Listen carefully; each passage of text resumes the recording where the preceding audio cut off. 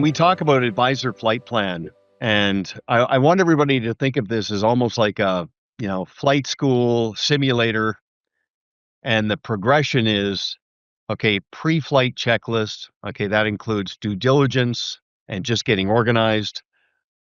And then, of course, cleared for takeoff. Then, of course, what does it look like to actually make the move and then to land? And then what it looks like once the dust settles and you're on the other side. So, Jeff, let's talk first.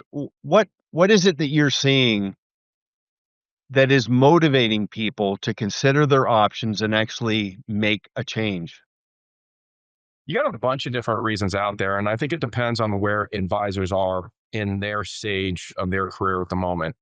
For some folks, they feel that they've outgrown their firm. Other folks, it's they're looking to go from a W-2 into owning their own P&L. And for other folks, it even comes down to looking for a succession plan that more meets their needs and where they currently are. And I think that those would be kind of the three big ones out there. You've outgrown your firm, you feel that your succession plan isn't where it should be, or you want to take control of your business and own your P&L. Yeah, that's perfect, and that lines up exactly with what we see on our end, and especially this premise now where it's no longer a book of business, it's an actual business, and just emphasizing enterprise value, maximizing your life's work. That is obviously a huge driver for many people. Let's talk about just the due diligence exercise, how you consult with a financial advisor to land on what environment is best for them. I've got my perspective. Let's start with yours. Yeah, I think it really comes down to advisors out there. There isn't probably going to be an advisor that listens to this that hasn't had that little voice in the back of their head ask them, am I in the right place? Is this where I should be? Is there maybe somewhere else that's better? And the reality is that you really do owe it to yourself and you owe it to your clients to quiet that.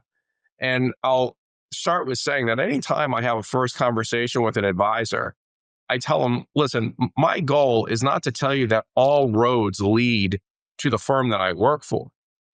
My goal is to help you quiet that voice. There's a line that I love that you use, which is you can't have one foot on the dock and one foot on the boat. You got to make that decision, right?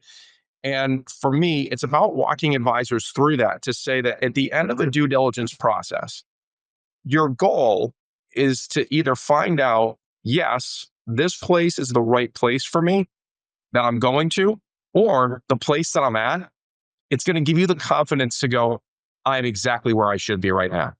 And that's really the whole point behind the due diligence process. It's not that you're looking to immediately jump, right? It's, am I in the right place? And you very well may come to the conclusion that you are. Congratulations. And now you can take that focus, which you desperately need more of in your life, and focus it back to the things that matter most, which is your clients. And now you can put that to bed.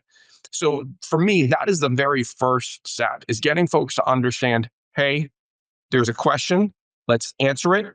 And then if the answer at the end comes down to, I need to leave, well, then we can discuss what happens after that. But let's start with just how should that process look? From the moment I get that question, how do I get to that point of my confidence answer of yes here or yes somewhere else?